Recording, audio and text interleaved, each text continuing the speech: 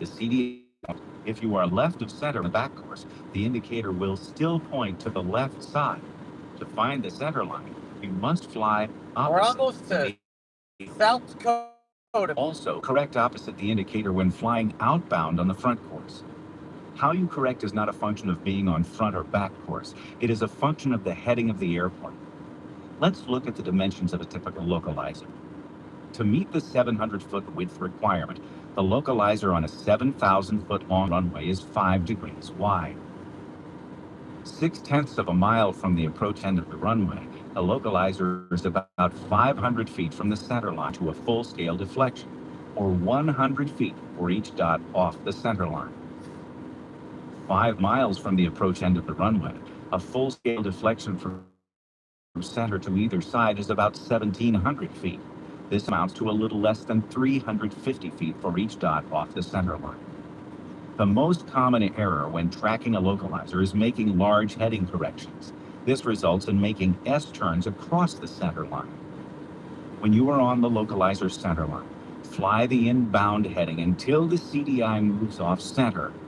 Before passing the outer marker, heading changes of 5 degrees or less should keep you on the center line. Because the localizer gets narrower as you fly closer to the runway, heading corrections should be proportionally smaller. Inbound from the outer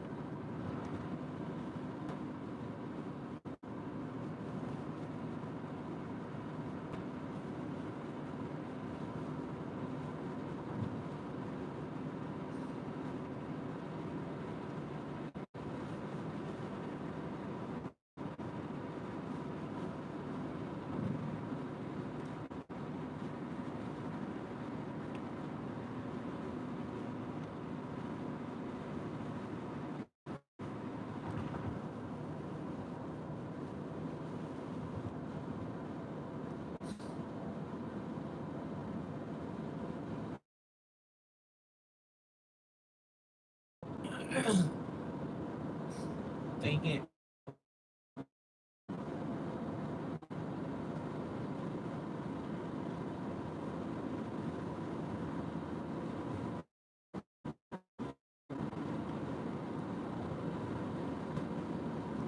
Phew. 4 to 7 miles from the runway threshold, heading changes should be limited to 2 degrees at a time. This doesn't mean you can't make consecutive 2-degree heading things. It will slow down the rate at which you are leaving the center line. It may keep you the same displacement from the center line, or bring you back to the center line. Be patient. Give the new heading a chance. For the 2-degree heading changes, there isn't enough time to bank the airplane. These small changes are easier if you use the rudder. This may sound like heresy, but we're dealing with changes of 2 degrees or less. The key to tracking a localizer is heading control. Practice flying precise headings when you are en route. It will really pay off when you get on the localizer. Now that you know how to fly a localizer, let's take a look at how to fly a localizer back course approach. The procedure for flying the back course is similar to the front course, but with one key difference. When flying a back course with the traditional CDI, you'll need to account for reverse sensing. This occurs because the CDI needle is displaying the opposite indication of what you would normally see on the front course of the localizer. Practically speaking, you need to fly opposite of what the needle deflection is showing, away from the needle to fly towards the course. Let's put this concept into practice and fly the localizer back course to runway 7 at Sterling Rock Falls in Illinois. After briefing the approach, set the OBS on the CDI to the final approach course. Just like with a localizer, this has no effect on the CDI needle, but serves as a visual reminder of the final approach course to be flown. As you approach the localizer back course, the CDI will show opposite of what you would normally expect. Here, the CDI is displaying a course deviation to the right, although the localizer is to our left. This is normal. As we get closer, the CDI needle will begin to center. Also, make sure to disregard any glide slope indications that may appear, as they are false indications. Once established on the final approach course, fly the heading that matches up with the inbound course, making the same correction as when flying a localizer. The difference is that when the CDI moves off center, instead of flying towards the needle, you need to fly away from it. For example, when the needle deflects to the right, you will fly away from the needle by turning left to get reestablished on the course center line. Back course approaches are much easier to fly when using an HSI instead of a traditional CDI. Simply set the course selector to the front course of the localizer and the reverse sensing problem is eliminated. You can then fly the localizer back course by flying towards the needle, just as if it were a normal navigation source. Now that we've looked at the localizer, let's examine the other components of the ILS.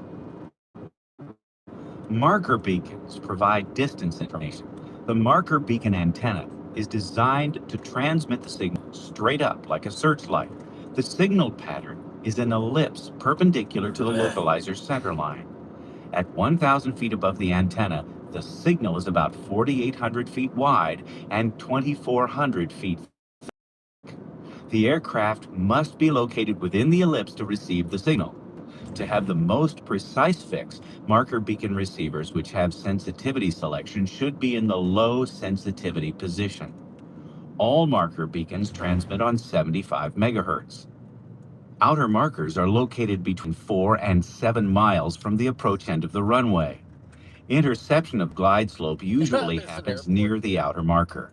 As you pass over the outer marker, you will hear a steady stream of dashes at a low tone at the relatively unhurried rate of 2 per second. The blue light on the marker beacon receiver will brighten and dim, keeping time with the dashes. ILSs are categorized according to decision height and flight visibility. Most are Category 1, with the lowest possible DH 200 feet above the touchdown zone, and the visibility required 1/2 statute mile. The visibility minimum can be reduced to 1,800 feet RVR if the runway has touchdown zone and centerline lighting. Touchdown zone lights are lights embedded in the first 3,000 feet of the runway, while centerline lights illuminate the middle of the runway along its entire length. Runway visual range, RVR, is machine-measured horizontal visibility near the approach end of the runway. The lowest ILS minimums are found in Category 3C, a computer-flown approach which allows a 0 DH and 0 flight visibility.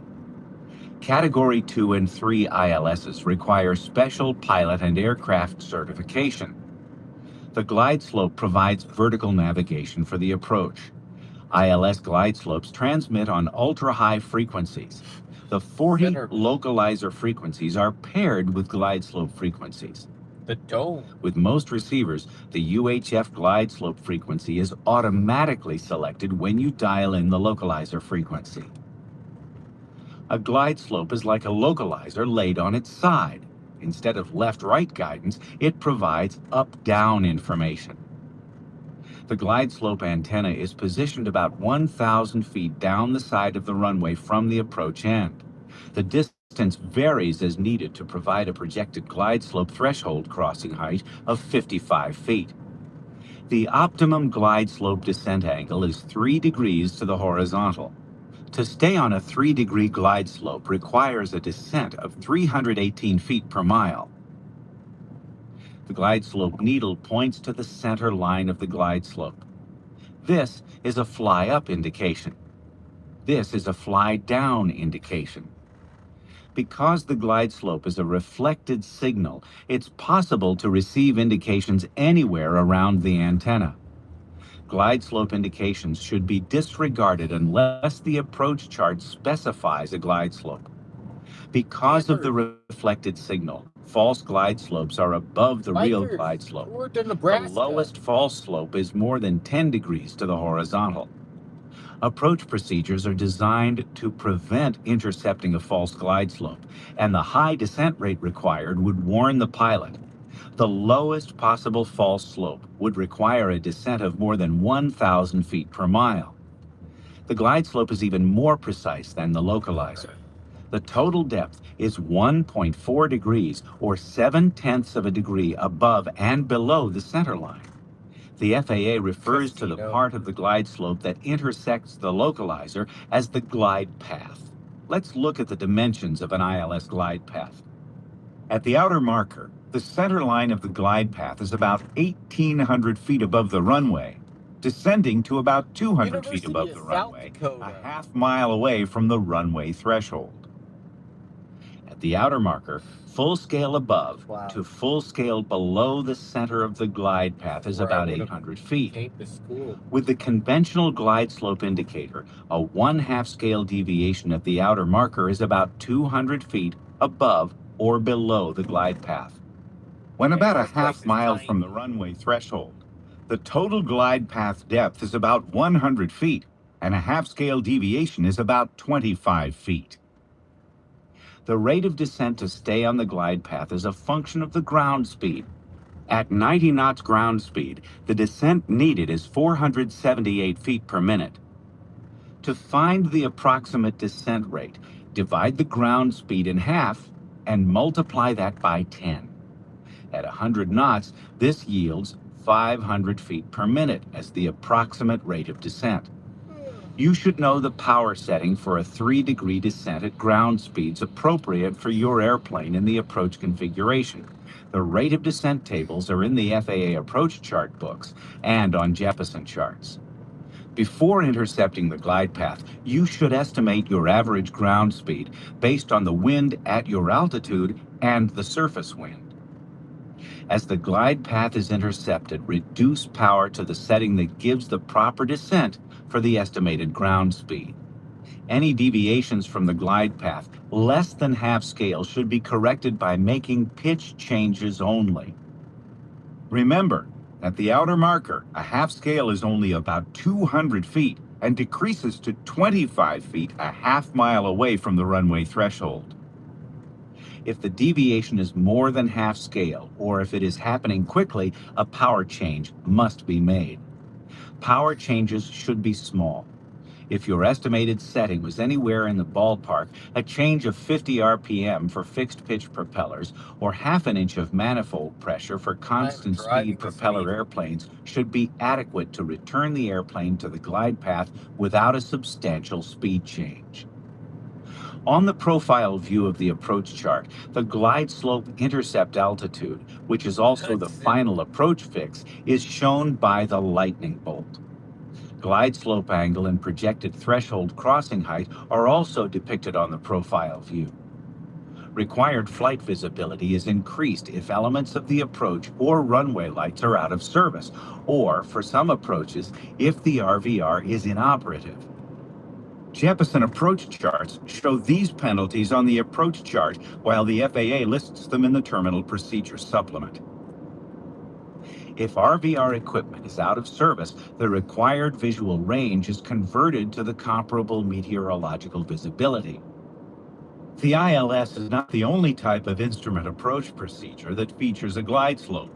Several types of RNAV approach procedures feature an electronically generated glide path, including the LPV and LNAV-VNAV approaches.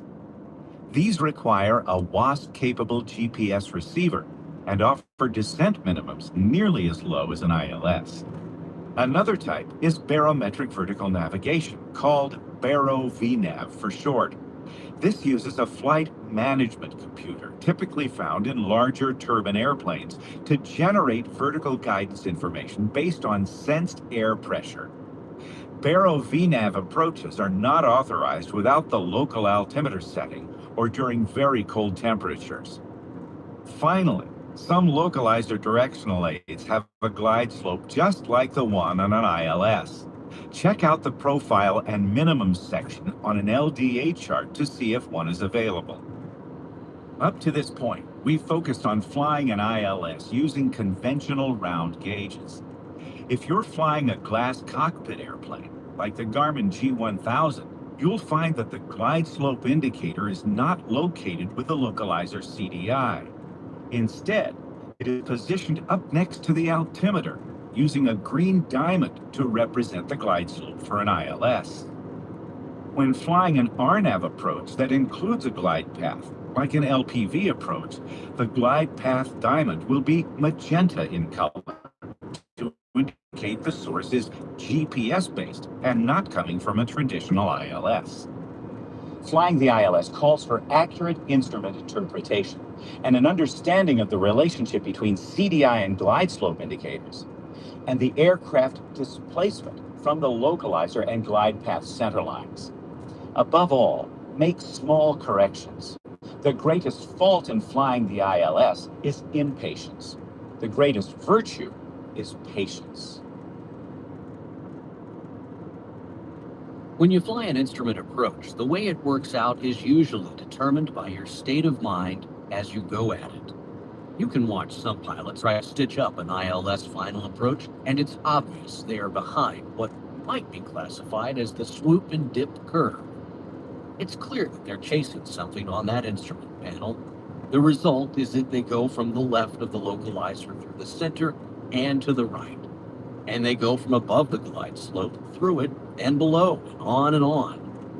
A good way to visualize how many corrections are honestly necessary on an average ILS is to fly visually inbound to the final approach fix. Then from there, just fly the heading that corresponds to the inbound bearing of the localizer with some estimated drift correction. Also, fly the rate of descent that corresponds with the anticipated ground speed. Fly this down to the decision height unless it appears that it will take the aircraft too low, too far out, or that it'll be too far from the localizer. The airplane actually won't likely be far off either the localizer or the glide slope when it reaches the decision height. So all that swooping and dipping is really unnecessary. A few small corrections on the way in to fine-tune the heading and descent rate would have made it perfect. Looking at it visually this way makes it easier when you're under a hood or in the clouds. So what does this have to do with state of mind? Well, the pilot, who is all over the place, is likely uptight, flailing away with the controls. The pilot who flies the approach well is likely calm, collected, and making small control inputs as they are necessary to nudge the airplane to where the needles are perfectly centered. This doesn't mean you're supposed to doze on an ILS. That calm pilot is also alert to everything around him. If a pilot is having a lot of trouble with ILS approaches, an instructor will try to learn where the pilot is looking when he does certain things. Usually, if the approach is going poorly, the pilot will be fixated on the localizer and glide slope needles even when making corrections. Only the heading and descent rate will get the airplane to the runway. So if a pilot is fixating on something else, it stands to reason that most corrections will be overdone. GPS approaches are available at nearly every airport in the U.S. and can provide both lateral and vertical approach guidance comparable to the precision of an ILS approach. GPS approaches are labeled as RNAV GPS in the procedure name, since they are considered a form of area navigation and require an IFR-approved GPS receiver. Since they do not rely on the limitations of ground-based radio navigation aids, most GPS approaches are designed to be straight-in approaches to the runway they serve. They typically include several initial approach fixes that allow you to fly the full procedure without the need for a procedure turn or course reversal.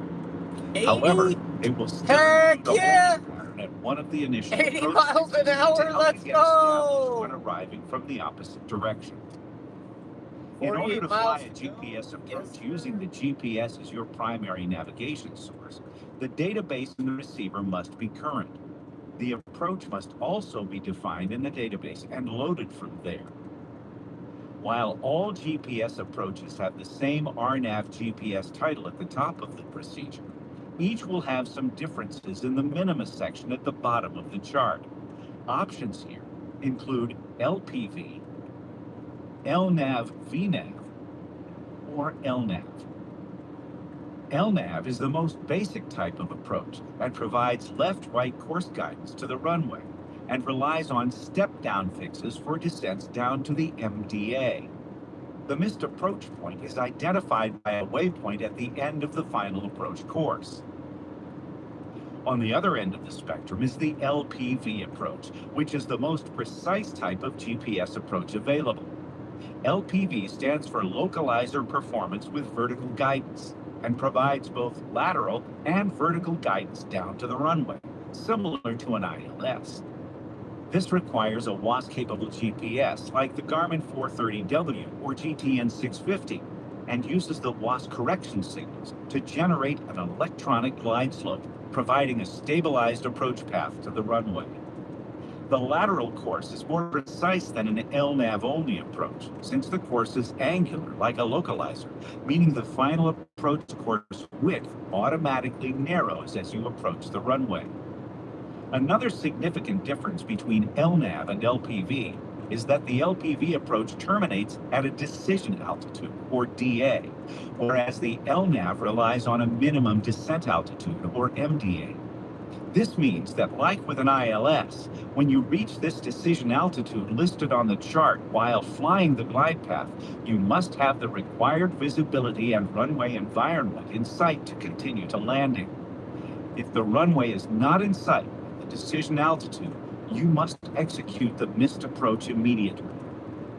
A variation of the LPV approach is the LP approach. This requires a WAAS-capable GPS and provides the same precise angular final approach course as the LPV approach. The difference is that it uses step-down fixes for the descent and terminates at a minimum descent altitude, like an LNAV approach.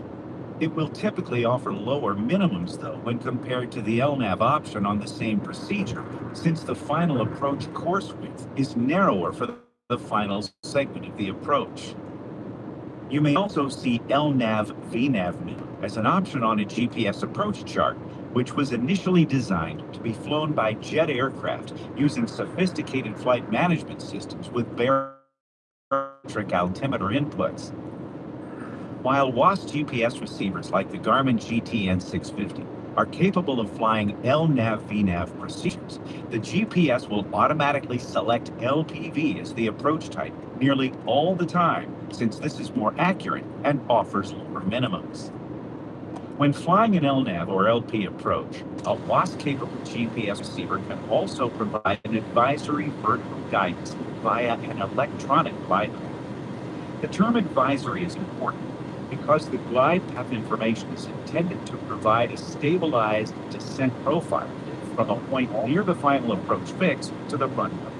You are not required to fly the glide path, and it does not lower the approach minimum. When receiving this information on the Garmin GTN 650, it will display LNAV plus V or LP plus V to indicate that an electronic glide path is available. Don't confuse this with the enunciation of LVNAV or LPV, which means you are flying that specific type of approach. Now let's go out and fly some of these approaches using a Garmin GTN 650 to see how they work in the real world. We'll start with the RNAV GPS approach to runway 19 at the Cincinnati West Airport in Harrison, Ohio. Much of this approach chart is similar to what you've seen on other procedures. There are a few items that are unique to GPS standalone approaches. We'll take a look at those items before flying. Notice on the plan view that you have your choice of 3 initial approach fixes on this procedure. Your route toward the approach should define the most logical choice for an initial fix. The approach looks like a T with a holding pattern course reversal at the center initial approach fix, also labeled as an intermediate fix. When Kurtz is used as the initial fix, the holding pattern must be used for the course reversal if one is required. If you are approaching from the north and ATC has cleared you for the straight-in approach with Kurtz as the initial fix, the controller won't expect you to enter the hold. If you need a turn or two in the hold to lose altitude, just ask. Note that the holding pattern is defined by mileage from the Kurtz waypoint. This is common with GPS-based holding patterns. Pilots using Homer or Jaybird as the initial fix, should not fly a procedure turn as indicated by the no PT on these legs. Simply make the 90-degree turn to fly by Kurtz and join the final approach course. Notice the difference between the symbol for the missed approach point waypoint and the others. The missed approach point is a flyover waypoint, meaning you must do exactly that, fly over the waypoint. The other waypoints are shown as flyby waypoints. With a flyby waypoint, it is perfectly acceptable to fly over the waypoint, but it is also okay to fly by the waypoint when turning. The turn anticipation feature of the GTN 650 will do this automatically to prevent you from overshooting the next course. The procedure uses a standard MSA circle. Many procedures for T-shaped GPS approaches use the terminal arrival area, or TAA quadrants, to define minimum safe altitudes. When proceeding direct to one of the initial approach fixes and cleared for the approach by ATC, you may descend at your discretion to the altitude listed in the TAA quadrant. The TAA sections may also add instructions such as no PT for arrivals from that area. This procedure is not authorized from the transition fixes when you arrive from particular directions along noted airways. These restrictions make sense when analyzed and can be avoided with some planning. The minimums section has an LNAV MDA for straight-in landings and circling minimums. In the case of this approach, they are the same, though that is not the norm. With only the LNAV line for the straight-in approach, any vertical guidance provided by the GTN 650 is advisory in nature only.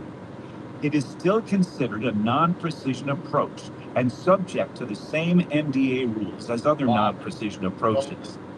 The vertical guidance simply allows the approach path to be more stabilized and reduces workload. A good rule of thumb is if you have advisory vertical guidance available, use it. A non-WAS GPS receiver will not provide any vertical guidance on a GPS approach. At 3,000 feet, we are approaching the area by waypoint. It is perfectly acceptable. Now,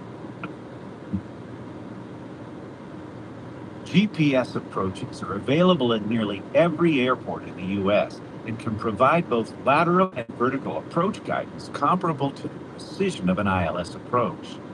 GPS approaches are labeled as RNAV GPS in the procedure name, since they are considered a form of area navigation and require an IFR approved GPS receiver.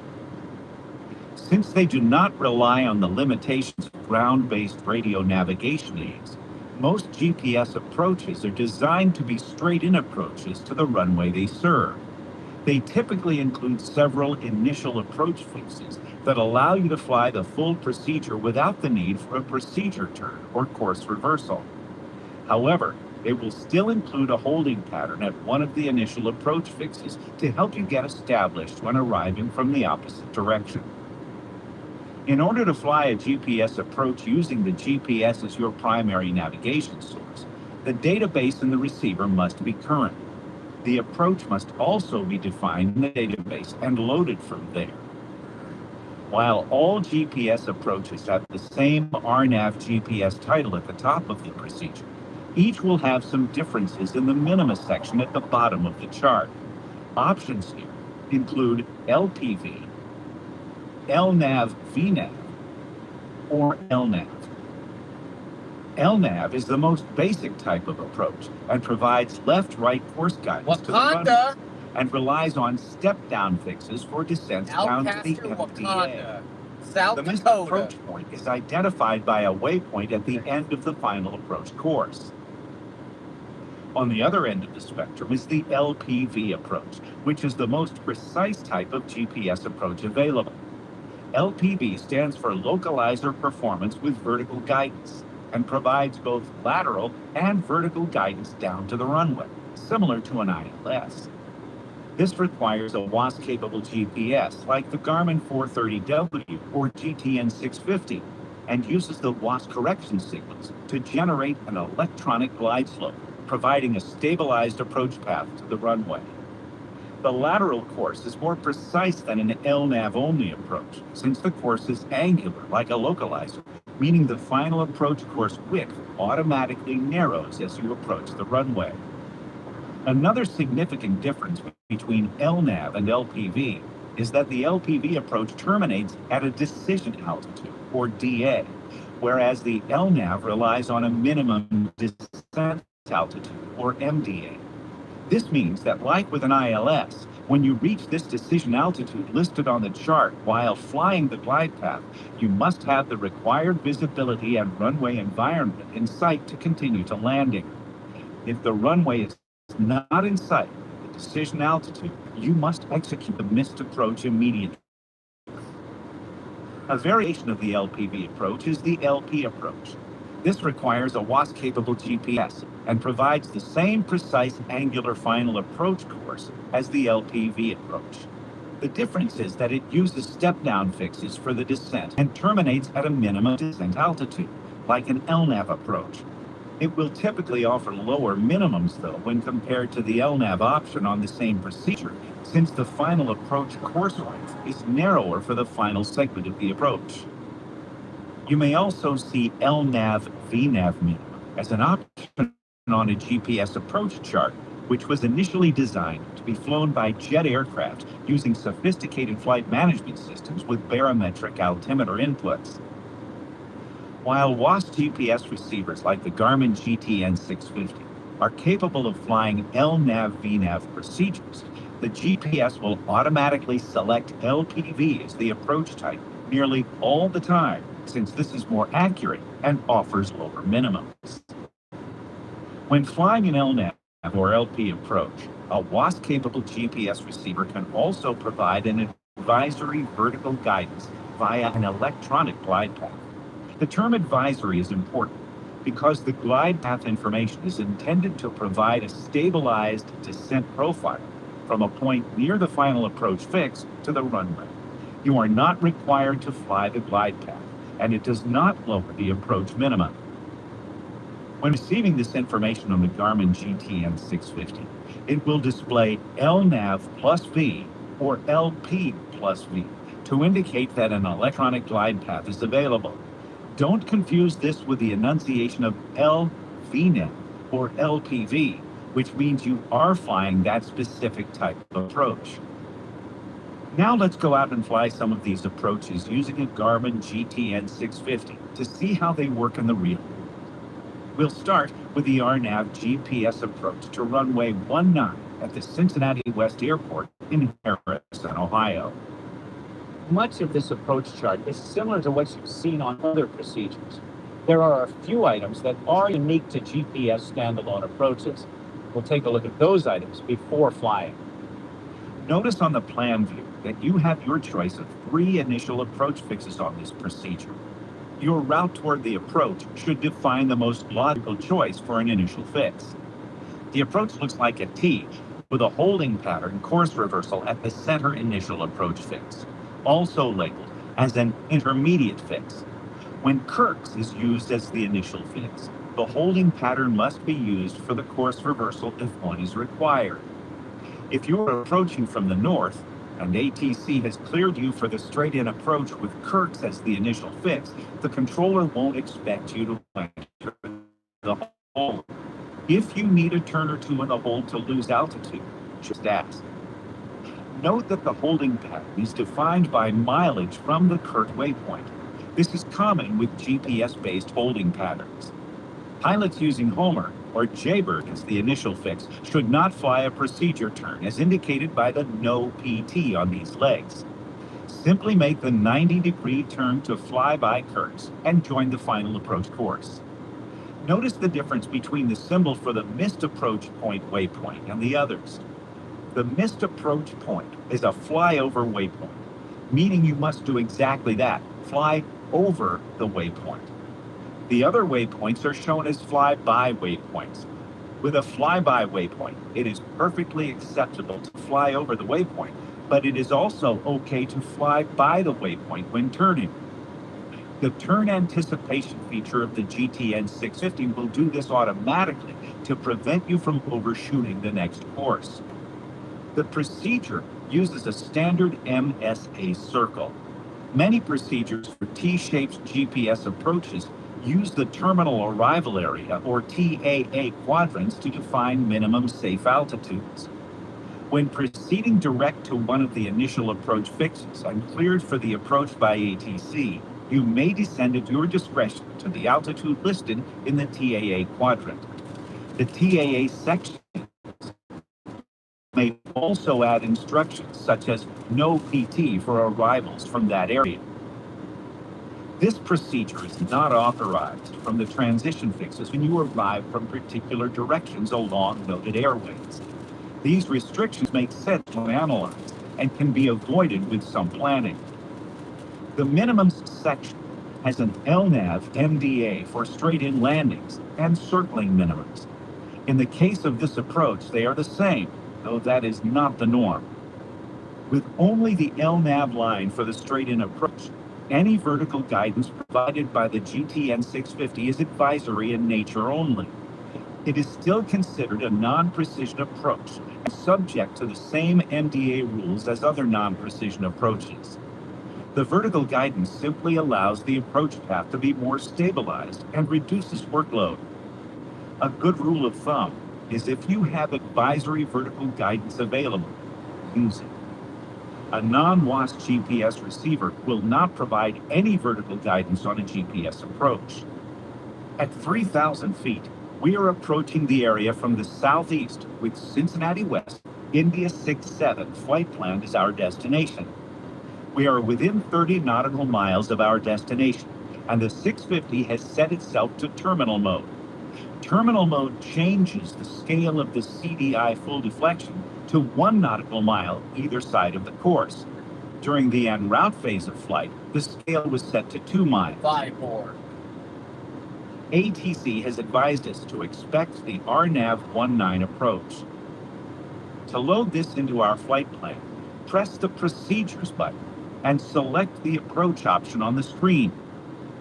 After verifying India 67 as the active airport, press the approach button to bring up a list of available procedures. Tap RNAV 19 at the top of the screen. The next decision is which transition to use.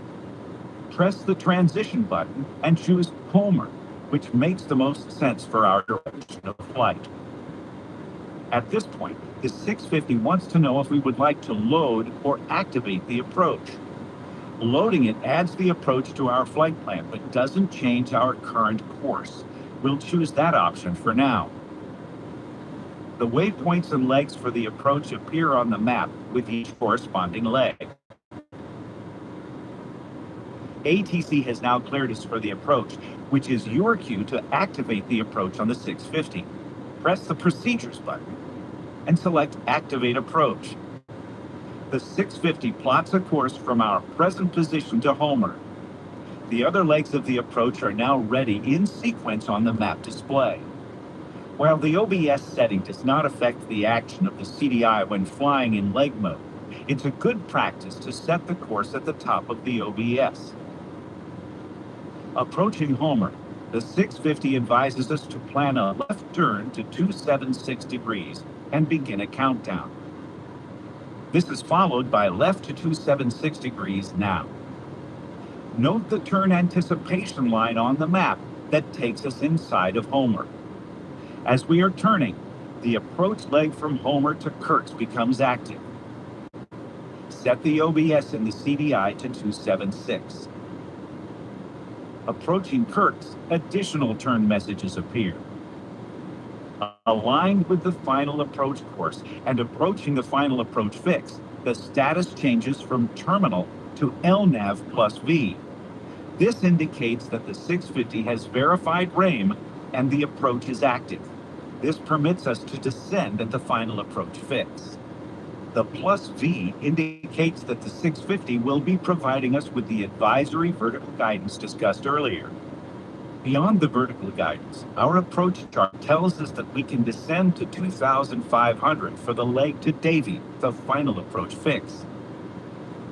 2 nautical miles prior to the final approach fix, the 650 starts reducing the scale of the CDI deflection down to 0.3 nautical miles full-scale deflection. Passing dating, we have the option of flying the approach just as we would any other non-precision approach. That is, we could begin a descent that would allow us to reach the MDA well before the missed approach point. We would continue at the MDA until able to land or required to miss the approach. Using our vertical guidance rule of thumb, we will make a stabilized approach by following the advisory guidance to the MDA. This allows the approach to be flown like an ILS.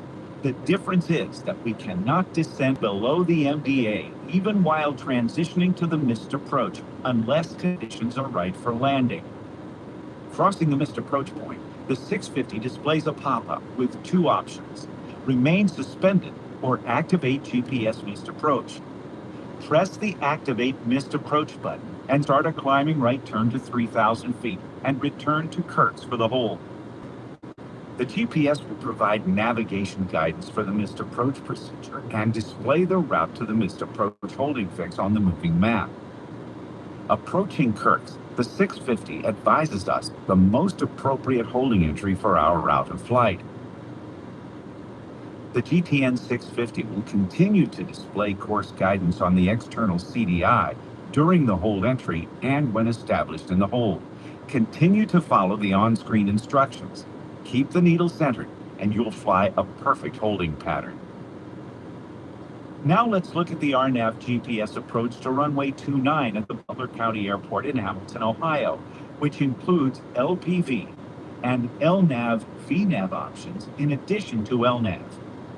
If you were flying with a non-WAAS GPS, you would be limited to using the LNAV or circling minima. Our Garmin GTN 650 is approved for the LPV approach, and that is what we will plan to fly. Looking at the notes at the top of the chart, you may notice something called Baro VNAV mentioned. This is a non-WAAS technology that pertains to high-performance airplanes flying the LNAV VNAV version of the approach. The profile view shows a step-down altitude at Punu. The asterisk beside the altitude points to a note indicating that it applies to LNAV only. Flying the LPV approach, we don't need to be concerned with the altitude unless the navigator downgrades the approach. This could occur during the rain check due to a WAAS outage or anomaly. Our decision altitude for the LPV approach is 944 feet. This puts us 325 feet above the touchdown zone elevation. The LNAV MDA is nearly 200 feet higher. As we approach Hamilton from the east, press the procedure button on the home screen. Tap the approach button, and then verify that Hamilton is the active airport on the approach selection screen. Tap the approach button next to the airport name, and select the RNAV 29 approach from the list of options. Next, tap the transition button and select vectors. Since we are currently on a vector heading from ATC, we'll choose the option to load approach and activate. This will display the final approach course in magenta on the moving map screen, with the final approach fix as the next waypoint in the flight plan. Since we are getting vectors and there is no need for a course reversal, we will disregard the holding pattern at Bernie.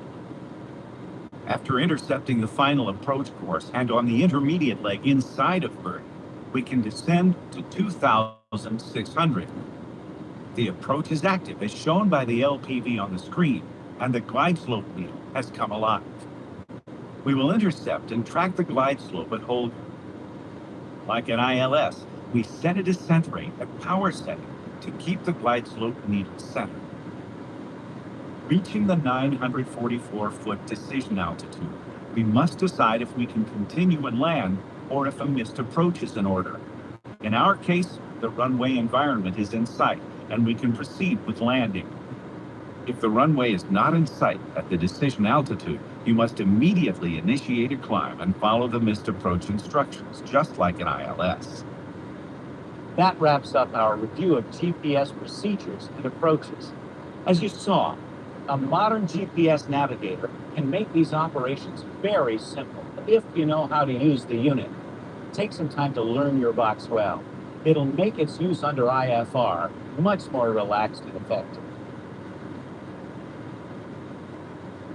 Most GPS approaches are pretty straightforward. Just load the approach in the avionics and keep the needles crossed.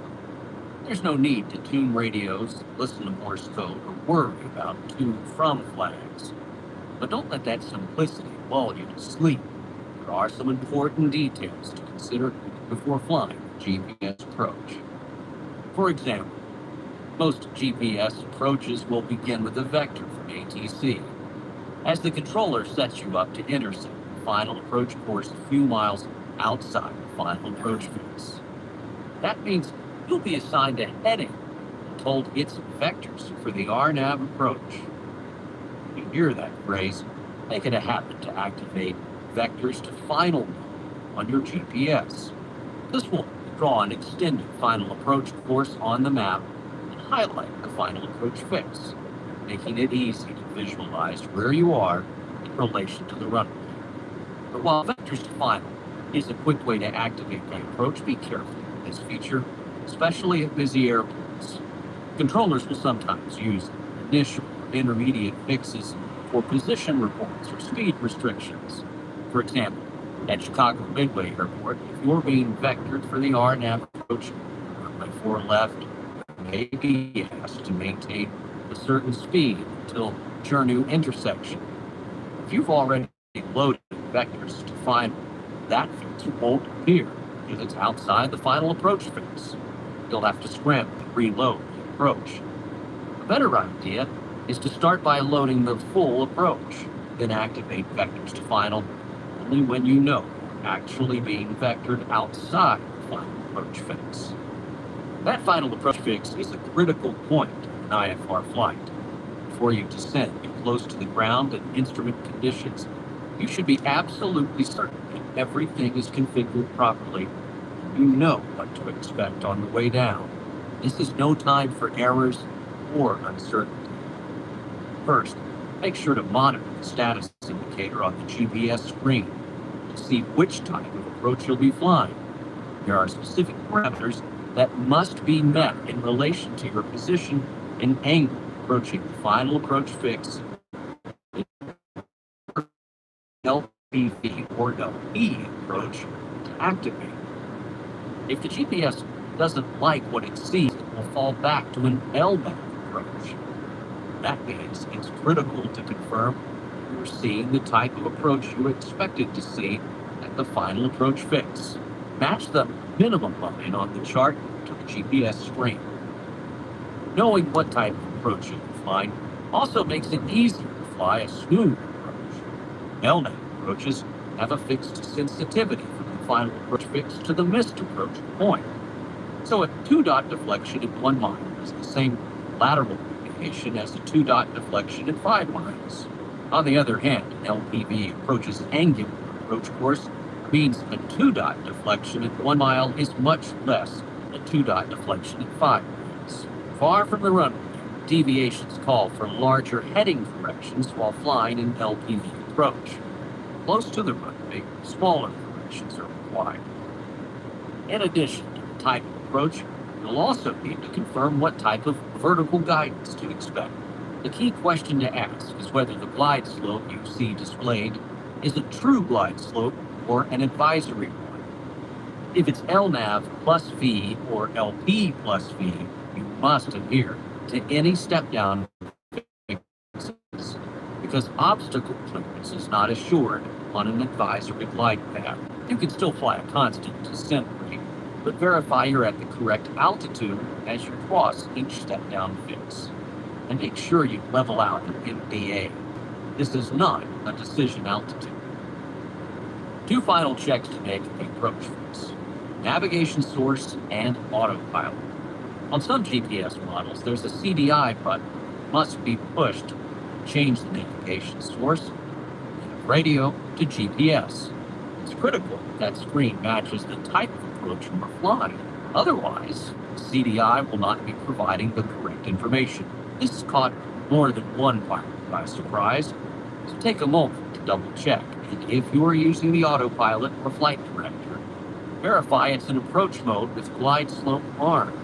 Again, there have been accidents caused by a properly configured GPS, but an incorrectly configured autopilot. Once you've passed the final approach fix, the next key point is the bottom of the approach. Remember that visual descent points only apply to non-precision approaches. So if you're flying an LPV approach, you can disregard that V symbol entirely. There are some other chart symbols to consider as you approach the runway environment. On RNAV approaches, a gray shaded line from the MDA to the runway indicates that the visual segment below the MDA is clear of obstructions on a 34-to-1 slope, roughly 200 feet at 1 mile. If you don't see a gray line, that means the visual segment is not free of obstructions. That doesn't mean it's unsafe, merely that you need to be in good visual conditions before you descend to the runway, and you should not follow the advisory glide slope all the way to the threshold. You'll also occasionally see a note that says VGSI and RNAV glide path not coincident. The chart will show the VASI's descent angle and threshold crossing height, so you can compare it to the approach angle if you'd like. Finally, remember that GPS isn't just for RNAV approaches.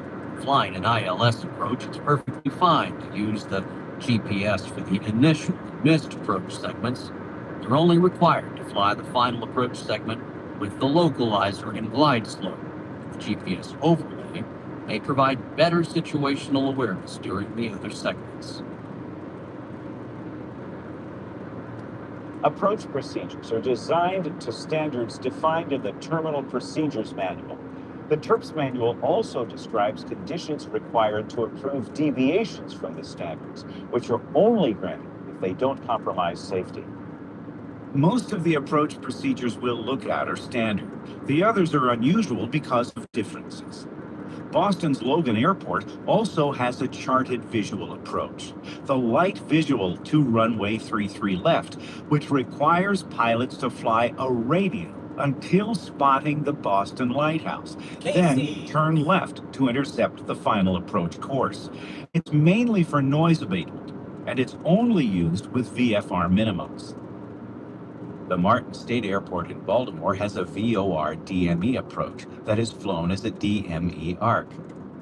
It uses the Baltimore VORTAC, which is on the Baltimore-Washington International Airport. To keep Martin State approach traffic separated from the BWI traffic, the VOR approach is flown on the 14.7 DME arc, starting at Slough, which is the initial approach fix. A procedure turn is not authorized.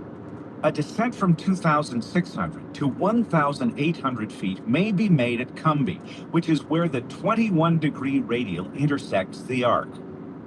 The final approach fix, Goves, is where the 39-degree radial intersects the arc. At Goves, descent to 1,260 feet is authorized. At the 47-degree radial on the arc, descent to the MDA can be started. For Category A airplanes, the straight-in MDA is 920 feet, and 1 1/4 mile flight visibility is required. At the MDA, the airplane will be 898 feet above the touchdown zone of runway 15, elevation 22 feet above sea level. Remember, the minimum information in parenthesis on FAA approach charts applies to military pilots only, and you need not be concerned with it. If the runway is not in sight at the 60-degree radial, a missed approach must be made. The missed approach starts with a climbing right turn to 2,500 feet via the 68-degree radial. That radial is flown to the 11 DME arc, which is then flown to the Boast intersection. The VOR 13 right and left approach at JFK International uses a lead-in light system to guide aircraft from the Canarsie VOR DME to the runways. The Canarsie approach, as it is known among pilots, is used to expedite the flow of airplanes when the ceiling and visibility are fairly high. The approach starts at the Assault intersection, which can be identified by the 6 DME fix on the 43-degree bearing to Canarsie, or where the 105-degree radial of Salzburg intersects the bearing to Canarsie. Passing Canarsie, there is a slight bearing change to 41 degrees. The first lead-in light is 3.2 miles past Canarsie. Visual reference with the first lead-in light must be established by Dimmel, which can be identified by GPS or 2.6 DME from Canarsie, or where the 295-degree radial from JFK intersects the approach course. If visual contact is not established by Dimmel, the missed approach must be made. The long dashed lines with the arrowheads that start at Dimmel depict the visual path to be flown using the lead-in lights. Lead-in lights are clusters of bright lights which guide pilots along the arcs to runways 13 left and right. DME or radar is required. The chart calls for close adherence to the flight track for noise abatement purposes. The profile view shows mandatory altitudes at Assault and Canarsie. The dagger symbol and asterisks indicate that ATC can amend these mandatory altitudes. As you might expect, the minimums are fairly high. The MDA for all aircraft is 800 feet, which is 787 feet above the touchdown zones of the runways. Flight visibility is required to be 2 statute miles for A and B category airplanes, increasing to 2.5 statute miles for category D airplanes. A sidestep maneuver is used where there is an approach which serves parallel runways that are not more than 1,200 feet apart. At the Boise, Idaho Air Terminal, the ILS approach is aligned with runway 10 right. Runway 10 left is less than 1,200 feet from the primary runway. A clearance which states cleared for the ILS runway 10 right approach, sidestep to runway 10 left, means that you are expected to land on runway 10 left. The sidestep to line up with the parallel runway should be made as soon as possible after the runway or runway environment is in sight. Landing minimums for the sidestep are higher than the minimums for the primary runway, but are normally lower than those for a circling approach. The straight-in minimums for the ILS 10 right approach are 3,036 feet DA and 1,800 feet RVR. The sidestep minimums for A and B category are 3,220 feet MDA and 1 mile visibility, and for circling, the MDA increases to 3,440 feet and a mile visibility for category A. The ILS runway 11 Yankee approach at Missoula, Montana has a decision altitude of 5,022 feet, which is 1,822 feet above the runway, and the required visibility is 7 statute miles. The high requirements are due to obstructions in the missed approach area. Timed approaches from a holding fix are standard approaches, which are entered from a holding pattern. They date back to the dark ages of no radar. Airplanes were stacked, holding at a fix on the approach course.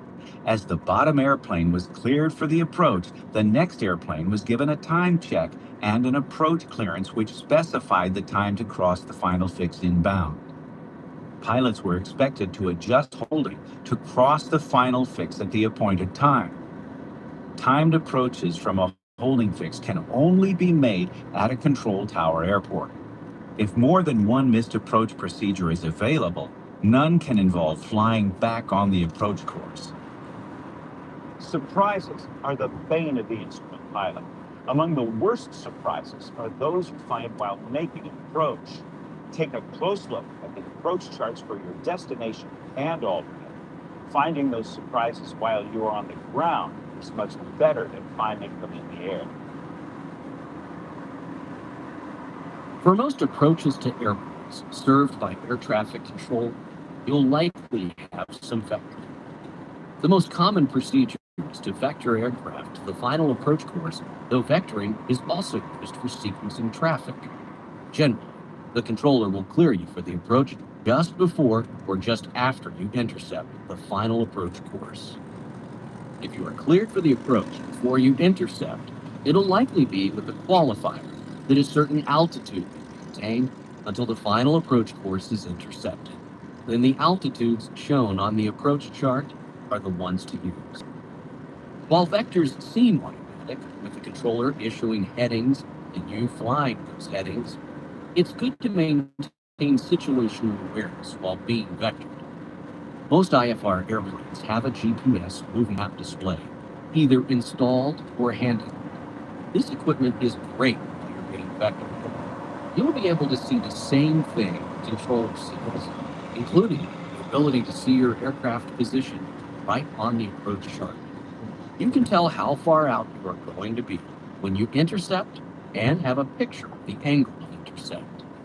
The GPS will give you track across the ground, and if the wind is strong and the airplane is slow, you can tell in advance if the assigned heading will indeed actually result in a timed intercept. Most vectors will put you on the final approach course a few miles outside the final approach fix. If you request it, controllers will sometimes give you a close turn. Or, for other traffic, they might ask you if you can take a close turn. If it is an ILS approach, do mind the glide slope, because more than one pilot has failed to notice that the airplane was above the glide slope on localizer interception and didn't start down. Also, many autopilots will only capture and track a glide slope when it is intercepted from below. While you're being vectored, the controller may also ask you to keep your speed up on final. That is a request, not a command, but a controller doesn't ask unless there is a need. Go over this with your instructor and practice not slowing to the normal approach speed until later in the approach. While vectors provide headings and altitudes to fly, they are not necessarily more difficult than flying transitions and full approaches as charted. Instrument approach procedures are carefully crafted to keep the airplane out of harm's way, as well as lead it to the point at which a normal landing can be made visually, or into a missed approach. When flying one by the chart, make sure everything is well understood and the minimum published altitudes and the routes on the chart are flown. One reason a full approach might be flown is a lack of radar coverage. That means the controller isn't monitoring and the pilot is 100% on his own. A lot of airplanes have wound up in the ditch because pilots misread a number. Last, don't forget your authority as pilot in command. If a vector isn't working out due to strong winds, or if you feel the controller is rushing you towards a tight intercept near the final approach fix, don't hesitate to speak up and voice your concern. Getting re-vectored give you time to verify everything is set up properly and ensure you're properly configured for the approach. We've looked at the FAA approach chart for the VOR runway 10 approach at the Riverton, Wyoming Regional Airport. As an introduction to Jeppesen approach charts, let's look at flying that same VOR approach, but this time we'll use a Jeppesen chart. Both FAA and Jeppesen charts meet the FAA requirements for approach charts. The same information is shown, but with some differences in the presentation. The title indicates that a VOR receiver is needed to fly this procedure. The title of this approach indicates that both VOR and DME are required. Jeppesen's briefing strip shows the communications frequencies across the top. Below that is the nav8 ID and frequency for the approach, the final approach course, the minimum altitude at the final approach fix, the minimum descent altitude or decision altitude, and the airport and touchdown zone elevations. Below that is the missed approach procedure. Procedure notes and word on pilot-controlled lighting is below that. The minimum safe altitudes are shown on a box to the right of this information. The scale of the chart is shown to the left. In the profile view, Jeppesen shows the distance between pilot and the step-down fix, Wunib, and then from Wunib to the beginning of the runway. There are several initial approach fixes depicted on this chart that you could use to get established on a published leg of the procedure, including ROE and pilot. For this scenario, we're arriving from the northeast, so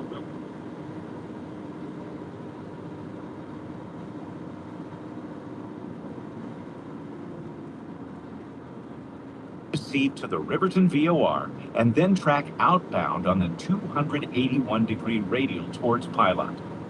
As you cross the Riverton VOR DME, put into practice the 5 T's. They are time, turn, twist, throttle, and talk.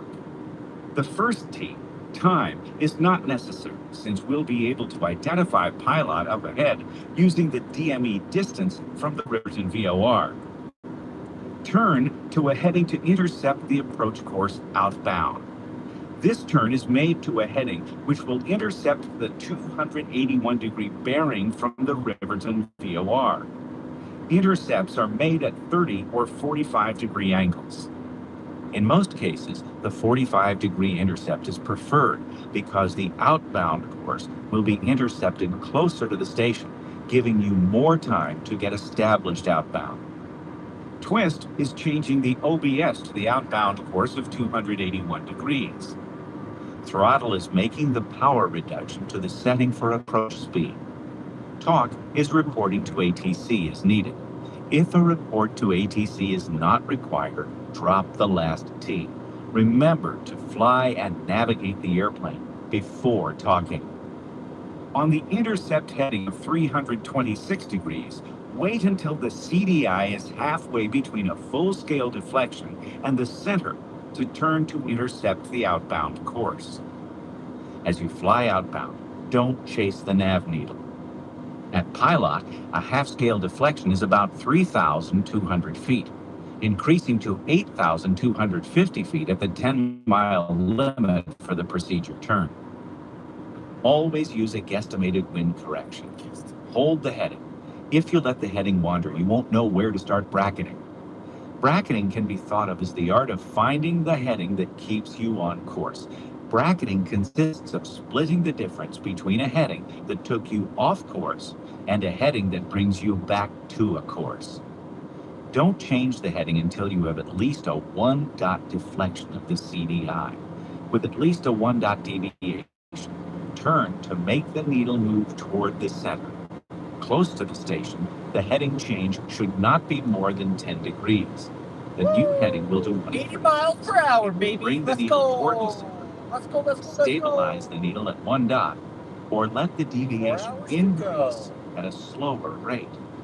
If the needle moves to the center, the heading to stay on course is between the original and the correction heading. Back on course, split the difference. Hold the new heading. If needed, the next correction should be half of the previous correction. If the new heading stabilizes the needle or lets it continue to move off course, another 10-degree heading change is called for. Analyze the effect of the new heading to figure the next heading. Close to the station, use 10-degree brackets. At extreme distances from the station, the brackets may be as much as 30 degrees. Pilot intersection, or 6.5 DME from Riverton, is the initial approach fix and is labeled IAF. Start timing over Pilot. Judging the distance outbound for the procedure turn is normally on the basis of estimated ground speed and time from Pilot. On this procedure, we're using DME, so we know exactly how far we've gone, but it's good practice to time it anyway. The procedure turn must be completed on the north side of the approach course and within 10 miles of Pilot. Within those limitations, it's entirely up to you where and how to make the procedure turn. Practically, you want to complete the turn far enough from Pilot to give you enough inbound tracking to get established on the approach course before the final segment, which starts at Pilot. The first turn of the procedure turn is mandated by the chart. On this approach, a right turn. Jefferson charts depict the Listen, entire if turn. it says when Chart. flashing gets closed, An easy way to that remember means the this correct place gets second really bad with is snow. that it's opposite Like, of there's the no first doubt. See, Procedure close turn for flashing. There is no doubt this place gets Slow packed the with heading snow. over perhaps a guesstimated wind correction. Time starts when the turn is completed. Twist the OBS to the 101-degree inbound course. After 1 minute, make a left turn to 146 degrees to intercept the 101-degree inbound course. The minimum altitude until the procedure turn is completed is 7,800 feet. After you are established inbound on the approach course, you may descend to 7,400 feet. The pre-landing checklist should be completed by the time the airplane reaches pylon. After crossing pylon, which is the final approach fix, immediately begin the descent to the minimum descent altitude. For this procedure, you will need to descend 1,460 feet to reach the minimum descent altitude of 5,940 feet. During your approach briefing, review the distance between the final approach fix and the missed approach point, in this case, 5.7 miles, and plan a descent rate that will allow you to fly a stabilized approach down to the MDA. A descent rate of 800 feet per minute works well for most general aviation airplanes, but you may need to descend at an even higher rate when flying high-performance airplanes, or if the approach requires a larger altitude drop over a shorter distance. Don't be reluctant about beginning the descent immediately after crossing the final approach fix, since obstacle clearance, the minimum descent altitude, is assured from that point all the way to the airport. Next, keep a keen eye on the DME to identify the WUNIB fix, which is located at 2.2 DME from the Riverton VOR. After crossing this fix, you can then descend another 60 feet down to the MDA of 5,940 feet MSL. If you do not have the ability to identify WUNIB with either DME or GPS, you must stay at 6,000 feet and use that altitude as the MDA for the approach. Inbound from pylon, check the missed approach instructions in terms of whether the initial climb is straight or in a turn. You should have the initial part of the missed approach in mind.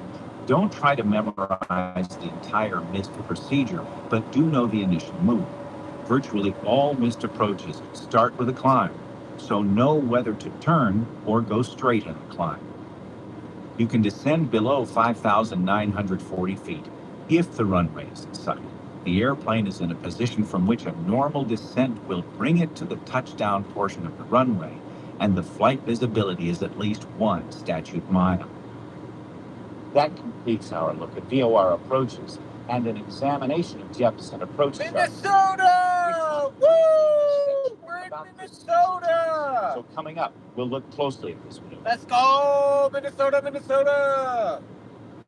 Procedure turns are used to reverse direction and establish the aircraft We in inbound the on soda! the final approach course. We in soda! The altitude shown on the chart for a procedure turn is a minimum. The maneuver must be completed within the distance shown on the chart.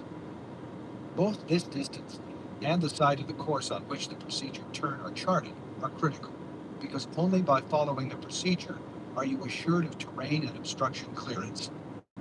A procedure turn is a required maneuver except when the simple no PT is shown. The aircraft is being radar vectored for the approach, when conducting a timed approach, or when the procedure turn is not authorized. On the ILS to runway 10 at Millville Municipal Airport in New Jersey, for example, no procedure turn is required if you fly the transition shown from the Smyrna vortex. The most common procedure turn is the 45-degree type. Fly outbound to a 45, a 180, then intercept. Some pilots use an 80-degree, 260-degree course reversal instead of the 45. This is fine. Just be sure it is done on the correct side of the outbound course. If the chart shows a procedural track, such as a teardrop when you fly outbound on one radial, then turn and fly inbound on another, that procedure must be flown as charted if you do a procedure turn. Another example of a procedural track would be a DME arc. At Beeville Municipal in Texas, the DME arc is at 2,000 feet, 9 miles from the Three Rivers vortex. Many of the procedure turns charted now appear as holding patterns at an intermediate fix or the final approach fix. The holding pattern maneuver is considered complete when the airplane is established inbound after the appropriate entry. If cleared for the approach while in a holding pattern, and if the aircraft is at the prescribed altitude, no additional circuits in the hold are required or expected. Wow, it smells amazing out It here. may be necessary to fly another pattern to this altitude. Where the aircraft is radar vectored or the chart specifies no PT. Ah, crap, I missed no my pilot turn. makes a judgment as one is sought from and approved by air traffic control. Crap. In actual practice, procedure turns are rarely flown Got unless you happen to be distracted by the flying to an beauty. airport where there is no radar coverage and there is no published transition from the direction of the aircraft's. For example, if you were arriving in Frederick, Maryland, from any point to the east or north, you'd likely be cleared over the Westminster VOR to fly the published transition. If coming from the south or west, you'd likely be cleared to the Frederick VOR, and then for an ILS approach. As you can see, there is a published transition from the VOR to Ricky. From Ricky, you go out and fly the published procedure turn. How far you go beyond Ricky before starting the turn is at your discretion, but you must at all times remain within 10 miles of Ricky. One other word on procedure turns. It helps to know the approximate wind aloft, because if it is strong, you would want to apply some appropriate drift correction in flying the procedure turn. You'd also want to be aware of the winds, such that they might blow the airplane farther than 10 miles away if the maneuver were started late. If your airplane is GPS equipped, you can see exactly how far away you are. Just make sure your navigator is displaying the distance to the correct fix or waypoint. Holding may be encountered in any phase of an IFR flight. Some departure procedures call for climbing in a holding pattern. On arrival, many approach procedures use a holding pattern for the course reversal, and all missed approaches end up in a hold. Holding patterns are as charted, or as given by the controller. For a hold that is not charted, the controller will tell you what direction to hold, the holding fix, the bearing or airway upon which to hold, leg length if necessary, the turning direction if it is left, and the expect further clearance time. The end of the inbound leg is marked by the holding fix. This may be a nav aid, waypoint, intersection, or DME distance. To begin, you fly to the holding fix. You should slow to holding speed at least 3 minutes before reaching this fix. Holding speed will vary by airplane, but it must not be faster than the maximum speeds published in the AIM for your altitude. Some holding patterns have different speed limits charted. The standard holding pattern uses right turns and a 1 minute inbound leg, 1,000 feet, 1.5 minutes above 14,000 feet. Some holding patterns specify a DME or RNAV leg length instead of time. If you are holding at a VOR, start your outbound turn at the first complete reversal of the to from indicator. Start timing the outbound leg when either above or abeam the fix, whichever is later. If you can't determine when you're abeam, start timing when the outbound turn is completed.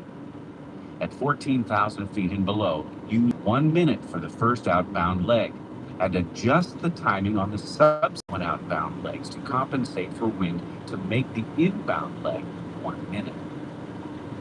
Turns should be standard rate, but not more than 30 degrees. If you're using a flight director, the maximum bank angle is 25 degrees. Except when turning, you should compensate triple the wind correction angle you. This will distort the racetrack shape, but keep you inside the holding pattern protected airspace. The protected airspace is not charted, but it is shaped somewhat like and centered upon the holding pattern. This puts about 60% of the protected area on the holding side, so the majority of your maneuvering should be there. How much airspace is protected? The FAA uses 31 different templates for holding pattern protected airspace to fit over 100 combinations of altitude, fixed to nav aid distance, and airspeed. The smallest size, used only up to 4,000 feet, is 6.7 nautical miles wide. Up at 46,000 feet, where the wind blows stronger and the jets fly faster, the FAA uses a pattern that is 57 miles wide. The miles of protected airspace are there to allow for dead reckoning on the holding pattern entry and on the outbound legs in a minimum 50-knot wind. This is not an excuse for sloppy flying on a holding pattern. What fuel Staying safe depends on compensating That's it. for the wind and following the recommended procedures. The FAA holding pattern entries are designed to transition you into the hold with a minimum of turning while keeping you in protected Exit airspace. 1. For the instrument knowledge test, you must know when to use the parallel, teardrop, and direct entries. On the flight Hotstone. test and in We're real going to life, you may Hotstone. use any method that keeps you in the protected airspace, and we'll cover some alternate entry methods in a minute. Flying toward the holding fix, where the outbound course falls on your heading indicator, or HSI. Divide the indicator into 3 segments, like so, for a standard right turn hold, and you can visualize exactly what kind of Jasper. entry the FAA expects of you. Note that this visualization on the heading indicator is simply the FAA entry pattern diagram, flipped and rotated so that the teardrop section is on the upper right. The teardrop section is the smallest, only 70 degrees on the right of the nose. At the fix, turn to a heading 30 degrees from the outbound course toward the holding side for 1 minute. Then, turn in the direction of the holding pattern to intercept the holding course. The direct entry section is the largest, covering a 180-degree arc. Simply turn right outbound and fly the pattern. The parallel segment is the 110 degrees to the left of the nose. Turn to the outbound heading. Correct for wind if known. Fly for 1 minute and then turn toward the holding pattern more than 180 degrees. Return to the Move holding out the way, fix or bird. intercept the Come holding on. course inbound. Note that a parallel entry is only truly parallel in a no-wind condition. A non-standard holding pattern uses left turns, and the entry procedure diagram has to be flipped so the teardrop section is in the upper left. A rule of thumb can help you visualize the entry needed. For non-standard left turns, use your left thumb to mark the 70-degree teardrop section, and the remaining sections fall into place. Right turns, right thumb. These diagrams can be difficult to visualize in the cockpit, so some instructors recommend simply flying a teardrop anytime you can't use a direct entry. An old Air Force method takes the opposite tack and suggests flying a parallel entry whenever the direct entry isn't possible. Both of these alternatives may involve a little extra turning, but they'll keep you in the protected airspace and minimize mental math. Circling approaches are approaches which either do not meet runway alignment criteria or approaches that provide for landing on a runway other than the one aligned with the final approach course. The approach chart designates a straight-in landing runway if there is one. Landing on another runway requires circling, and different minimums apply. For a straight-in approach, the angle between the intersection of the extended center line of the runway and the final approach cannot exceed 30 degrees, or 15 degrees for GPS approaches. A circling-only approach is either not aligned with the runway, or in the case of a few procedures, one where a straight-in would require an excessive descent on the final approach segment. The localizer DME Echo approach for the Aspen-Pitkin County Airport in Colorado requires a descent of 3,863 feet from the final approach fix to the airport elevation. It's 5.7 miles from the final fix to the runway. At a ground speed of 90 knots, this calls for a descent of 1,017 feet per minute. Because descent rates over 1,000 feet per minute on an instrument approach can be hazardous to your health, there are only circling minimums at this airport. At an airport which has straight-in minimums, a circling approach might be preferred if the straight-in runway is not usable because of wind or other reasons. Newton, Kansas City County Airport has several straight-in approaches and a VOR DME approach which is not straight-in. Approaches that do not have straight-in landing minimums are designated by a letter. This approach is designated VOR DME Alpha. The approach is classed as circling because the angle between the final approach course and the extended center line of the runway exceeds 30 degrees. On a circling approach, the charted approach procedure is flown until the airport or runway is in sight. One of the ground rules for a circling approach is that the pilot must maintain visual contact with the airport during the circling maneuver. Regulations state that a missed approach must be made if an identifiable part of the airport is not distinctly visible while circling at or above the MDA. The one exception is if a normal bank causes the inability to see the airport. Recall the ground rule for all approaches, that descent from MDA or DA cannot be made until the aircraft is in a position from which a descent to a landing can be made at a normal rate of descent using normal maneuvers. Aircraft approach categories are primarily established for circling approaches. The size of the circle flown is related to the true airspeed of the aircraft squared, whilst the speed quadruples the radius of the turn. The obstacle clearance area for circling approaches is determined by connecting arcs which extend from the center of the runway ends. True airspeed increases as the aircraft flies higher. The arc sizes are based on the indicated airspeed approach category range and the MSL altitude of the circling MDA. MDAs for A category circling approaches are determined by arcs, which start at 1 3/10 of a mile from the end of the runways. This distance is increased with higher MDA altitudes and for each successive category. If you circle an aircraft at a speed higher than its category, you must use the minimums for the higher speed.